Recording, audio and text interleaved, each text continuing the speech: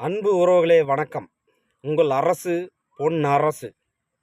எதுக்காக இந்த ஒரு பதிவு அப்படின்னா, நாளைக்கு கிருஷ்ணகிரி மாவட்டம் ஊத்தங்கரை வட்டம் புதுர்பொங்கனை ஊராட்சி கோணப்பட்டி கிராமத்தில் அரசு உயர்நிலைப் பள்ளியில் காலை 8 மணி முதல் மதியம் 1 மணி வரை மாபெரும் மருத்துவ கண் சிகிச்சை முகாம் இதில் கிரீன் பொன்மலை ட்ரஸ்ட் மற்றும் கோவை சங்கரா கண் மருத்துவமனை இணைந்து நடத்தும் மாபெரும் கண் சிகிச்சை முகாம்.